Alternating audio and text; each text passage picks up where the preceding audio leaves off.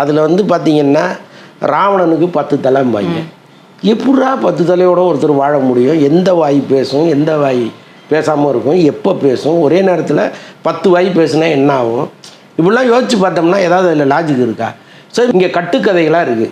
இதையெல்லாம் படமாக்குறாங்க அப்படின்னா பார்த்து ரசிச்சுட்டு போயிடணும். இந்த கமல் சொன்ன மாதிரி தான், தத்துவங்களை சொன்னால் பழமொழி சொன்னால் அனுபவி அவ்வளோதான். அப்படி தான் அதெல்லாம் பார்க்கணுமே தவிர அவங்க அப்பா அவரா அவங்க அப்பா இவரான்லாம் போனோம்னா பெரிய அடிதட்டில் தான் முடியும்.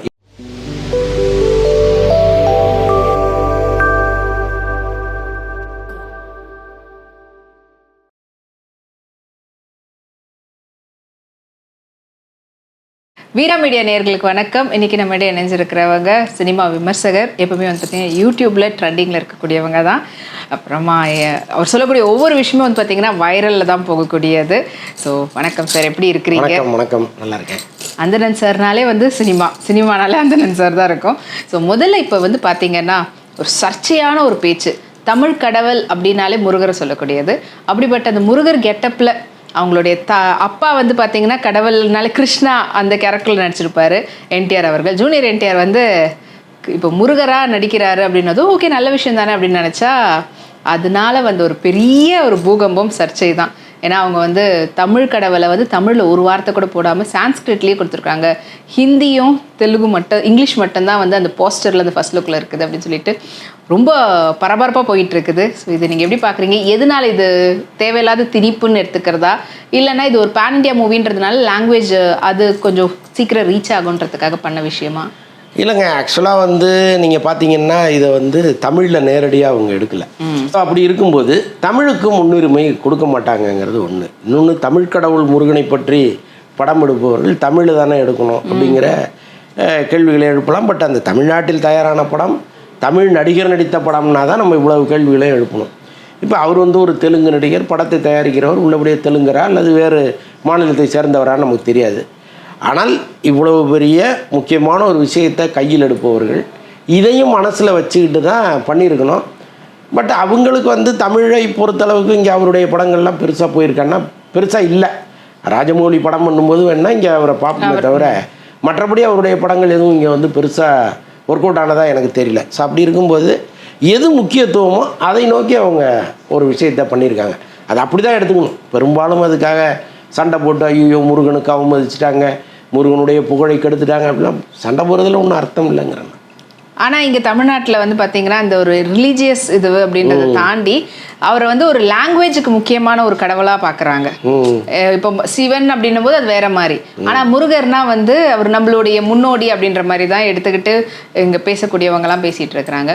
அது ஏதோ தேவையில்லாத இந்த மித்தாலஜிக்கல் படம் எடுக்கிறன்ற பேரில் ஒருத்தவங்களுடைய மித்தையும் ஒருத்தவங்களுடைய சென்டிமெண்ட்டையோ தொடுறாங்களோ, சும்மா இருக்கக்கூடிய ஏற்கனவே ஏதாவது ஒன்று கிடைக்காதான்னு சுற்றுறவங்களுக்கு இது ஒன்று ஏற்றி விட்ட மாதிரி இல்லையா? இல்லைங்க, அது அப்படி பார்க்க முடியாதுன்னு சொல்கிறேன்னா. இப்போ பாருங்கள், பராசக்தின்னு ஒரு படம் வந்துச்சு. அந்த படம் வந்து இந்திக்கு எதிரான ஒரு படம் இல்லையா? தமிழின் பெருமையை பேசுகிற ஒரு படம், தமிழரின் பெருமையை பேசுகிற ஒரு படம்.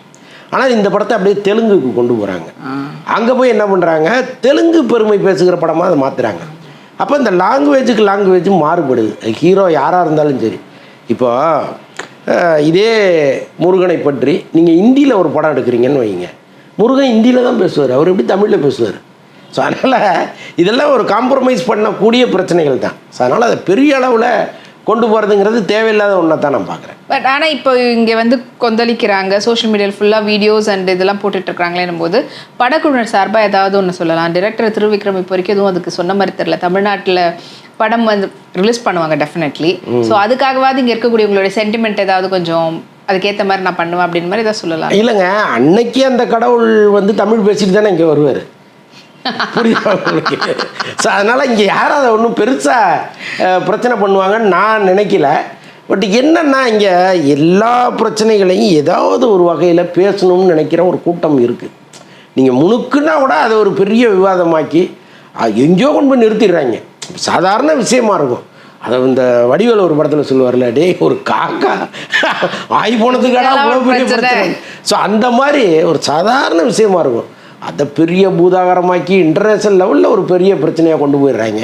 ஸோ அப்படி தான் இதெல்லாம் நம்ம எடுத்துக்கணுமே தவிர இவ்வளோ சீரியஸாக விவாதிக்க வேண்டிய விஷயமே இல்லை. இது சீரியஸாக எடுத்துக்க கூடாது அப்படின்றீங்க. அவ்வளோதான். ஆனா இன்னைக்கு எல்லாரும் தமிழில் நீங்கள் டப் பண்ணி கொண்டு வரும்போது அதில் ஏதாவது டயலாக்குகள் தவறாக இருக்கான்னு நம்ம பார்க்கணும். ஏன்னா முருகர் வந்து தமிழ்நாட்டின் கடவுள் கிடையாது, அவர் வந்து நார்த் இந்தியாவில் பிறந்தவர் அப்படின்னு எங்கேயாவது சொல்லி அப்படி ஒரு கருத்து அதுக்குள்ளே இருந்ததுன்னா கருத்தியல் ரீதியாக சண்டை போடலாம். மற்றபடி லாங்குவேஜுங்கிறது வந்து அந்தந்த மொழிகளுக்கான லாங்குவேஜில் வரும்போது அதற்கான முக்கியத்துவத்தை கொடுப்பாங்க, அவ்வளோதான். இப்போ சிவன் பார்வதி கதை எடுத்துக்கிட்டாலே இங்கே நம்ம சொல்றது முருகரை வந்து முதல் கடவுளாக வந்து விநாயகரையும், ரெண்டாவதா முருகரை வந்து சொல்லுவாங்க. ஆனால் நார்த் இந்தியாவில் சொல்லும்போது பார்த்தீங்கன்னா சிவன் பார்வதிக்கு முதல்ல வந்து முருகரும், ரெண்டாவது விநாயகர் அப்படின்ற மாதிரி தான் சொல்கிறாங்க.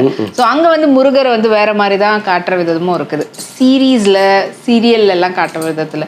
அதெல்லாம் இங்கே எவ்வளோ பேசினதா எதுவுமே இல்லை. ஆனால் இப்போது ஜூனியர் என்டிஆர் பண்ணுறாருன்றதுக்காக இது பேசுகிறாங்களா, இல்லைன்னா இது ஒரு பேன் இண்டியா படமாக வரப்போகுதுன்றதுக்காக இப்படி பேசுகிறாங்களா? இல்லைங்க, முதல்ல இந்த புராண கதைகளை நம்புவதை முதல்ல நிறுத்தணும். இப்போ நீங்கள் ரொம்ப உள்ளே போய் அதில் லாஜிக் பார்த்தீங்கன்னா லாஜிக்கே இல்லாத கதைகள் தான் நிறைஞ்சு நிற்கிது. நீங்கள் எல்லா கதைகளையும் எடுங்களேன், அதில் வந்து பார்த்தீங்கன்னா ராவணனுக்கு 10 தலைம்பாங்க.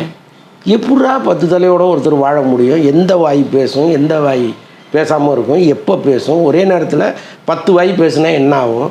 இப்படிலாம் யோசித்து பார்த்தோம்னா ஏதாவது அதில் லாஜிக் இருக்கா? ஸோ இதுமாதிரி தான் ஒன்றுமே வந்து லாஜிக் கட்ட கதைகளாக இங்கே கட்டுக்கதைகளாக இருக்குது.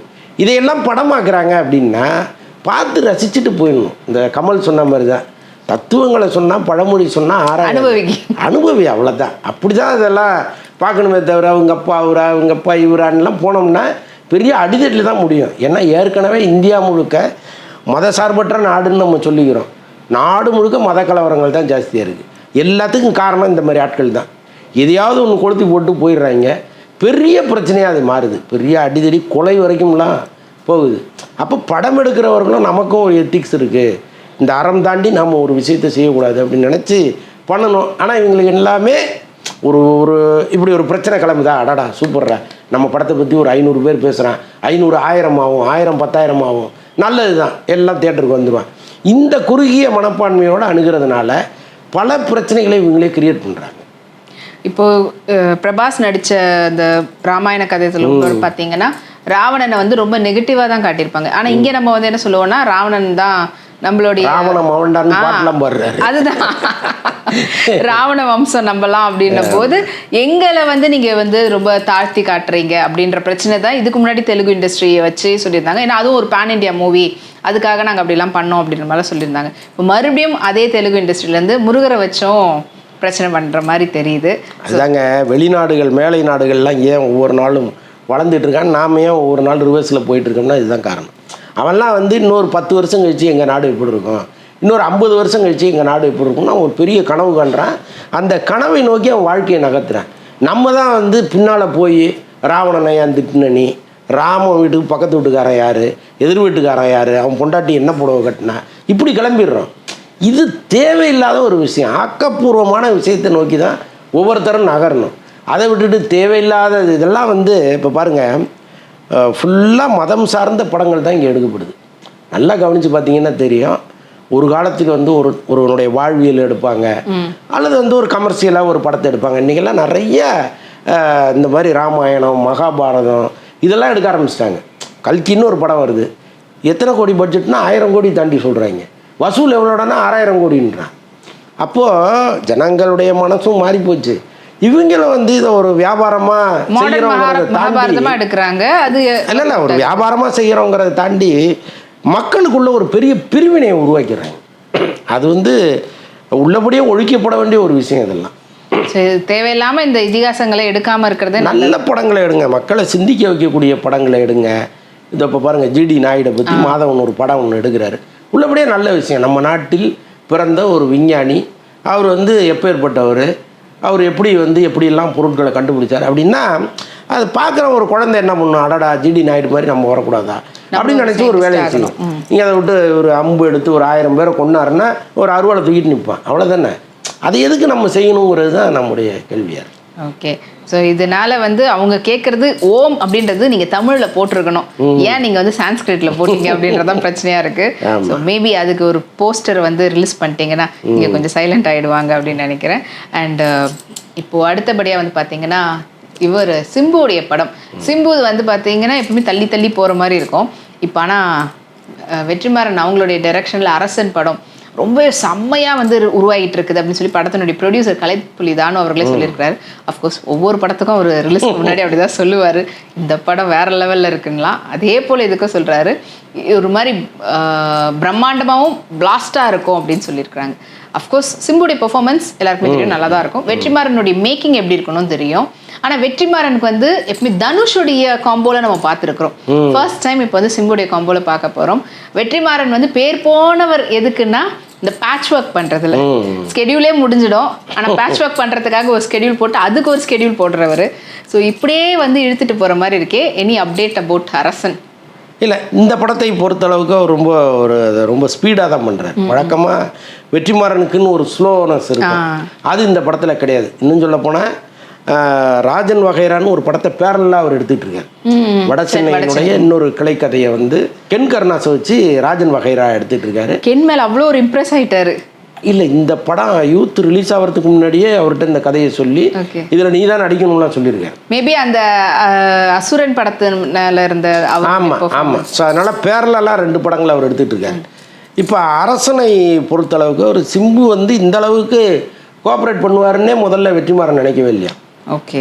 அதாவது எப்படி நான் தனுஷை ஹேண்டில் பண்ணும்போது எனக்கு ஒரு ஃப்ரீனஸ் இருந்துச்சோ, அது வந்து சிம்புவை ஹேண்டில் பண்ணும்போது இருக்குன்னு அவர் சந்தோஷப்படுறாரு. ஏன்னா சிம்புவை பற்றி இங்கே ஒரு இமேஜ் ஒன்று இருக்கு. அவர் வந்து ஈஸியாக டாலரேட் பண்ண முடியாது, திடீர்னு ஏதாவது ஒன்று கேட்பார், ஏதாவது ஒன்று செய்வார்லாம் ஒரு பெரிய டாக்கு இங்கே இருக்குது. ஆனால் இப்போ தனுஷை பொறுத்தளவுக்கு தனுஷ்கிட்ட வெற்றிமாறன் வந்து ஒரு கதையை சொன்னால் அவர் என்ன பண்ணுவாரா, எதுக்கு நீங்கள் கதையை சொல்லிட்டு இருக்கீங்க, இப்போ என்னைக்கு ஷூட்டிங்னு சொல்லுங்கள், நான் வர்றேன் அப்படிம்பாரு. கதையை சொல்லக்கூட அனுமதிக்க மாட்டாரன். அந்த அளவுக்கு வெற்றிமாறன் மீது ஒரு பெரிய நம்பிக்கையை தனுஷ் வச்சிருக்கிறார். கிட்டத்தட்ட அதே மாதிரி இந்த கதையை வந்து அரசன் கதையை சிம்புவுக்கு சொல்ல போகும்போது, சார் ஒரு 10 வரியிலே சொல்லுங்கள் போதும், பாக்கி எல்லாம் நீங்கள் என்ன சொல்கிறீங்களோ நான் கேட்குறேன், நீங்கள் ரொம்ப விலாவாரியாக இதெல்லாம் கொண்டு வந்து ஒரு 2.5 மணி நேரம் கதையெல்லாம் எனக்கு சொல்ல வேண்டிய அவசியம் இல்லைன்னு சிம்பு சொல்லியிருக்கேன். அப்போவே அவருக்கு ஷாக் ஆகி போச்சேன், என்னடா தனுஷ் நம்ம மேலே வச்ச நம்பிக்கையை விட பல மடங்கு இவர் வச்சுருக்கிறாரு அப்படின்ட்டு. ஸோ அந்த மாதிரி தான் அந்த படப்பிடிப்பு போயிட்டுருக்கு. இப்போதைக்கு அந்த முதல் ஷெட்யூல்லாம் முடிஞ்சு 2வது ஷெட்யூல் முடிஞ்சு 3வது ஷெட்யூல் போகிறாங்க. ஆக்சுவலாக வந்து இதுக்கிட்ட விருதுநகர் பக்கத்தில் ஷூட்டிங் போயிட்டு இருந்துச்சு. இப்போ அங்கே போகிறதா அல்லது நிறைய கூட்டம் அங்கே கூடிடுது. கோவில்பட்டியில் ஷூட்டிங் போயிட்டு இருந்துச்சு, பெரிய கூட்டம். சிம்பு பார்க்குறதுக்கு பக்கத்து ஊரில் இருந்தெல்லாம் பெரிய வாகனங்களில் வந்து இறங்கிடுறாங்க போல இருக்குது. அதனால் ரொம்ப ஃப்ரீக்வெண்ட்டாக ஒரு காட்சி எடுக்க முடியல. அங்கெல்லாம் ஃபைட் சீன் எடுத்திருக்காங்க. அவர் ஃபைட் பண்ணுறதெல்லாம் அங்கே அவங்க செஞ்சு காமிக்கிறாங்களா, தலைவா இப்படி அப்படி குதி இப்படி பரான்லாம் சொல்லிட்டு. ஆமாம், அதனால இவரால் வந்து அவங்களுக்கு பதில் சொல்கிறதா ஸ்டண்ட் டைரக்டர் சொல்கிறத கேட்குறதாங்கிற அளவுக்கு பெரிய குழப்பமாகி தான் அங்கேருந்து எடுக்க முடியாமல் திரும்பி வந்துட்டாங்க.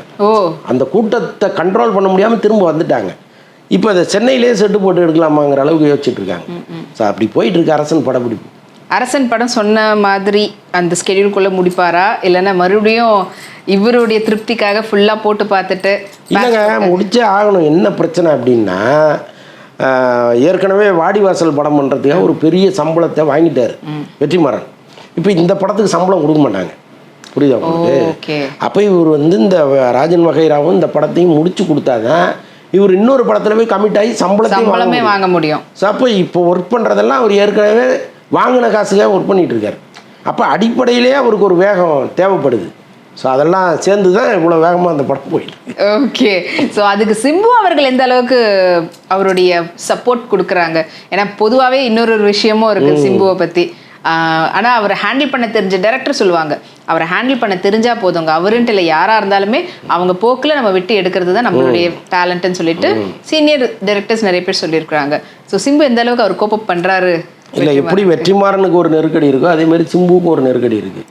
அவர் அடுத்து வந்து மைத்திரி மூவி மேக்கர்ஸ்க்கு ஒரு படம் பண்ணணும், அது ஆகஸ்ட்லேயும் ஷூட்டிங் போகணும். ஓகே.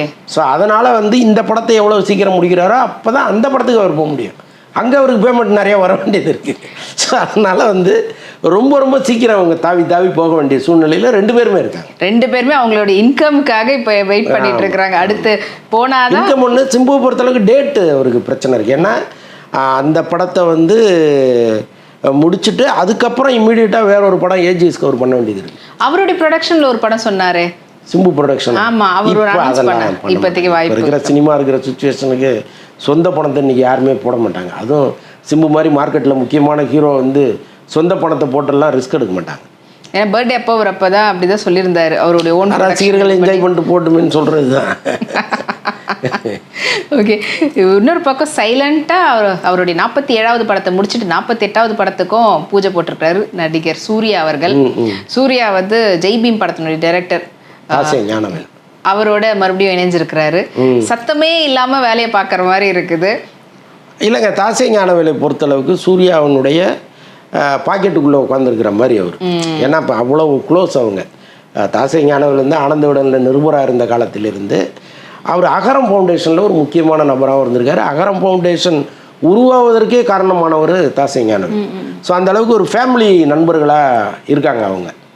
அப்போது அவர் வந்து சந்தர்ப்பம் கிடைக்கும் பொழுதெல்லாம் சூர்யாவை சந்தித்து ஒரு கதையை சொல்கிறத ஒரு வழக்கமாக வச்சுருக்காரு. ஒரு கதையை சொல்கிறதோ அல்லது சூர்யாவினுடைய படங்கள் பற்றி டிஸ்கஸ் பண்ணுறதோ தொடர்ந்து அந்த மாதிரி ஒன்று போயிட்டுருக்கோம்.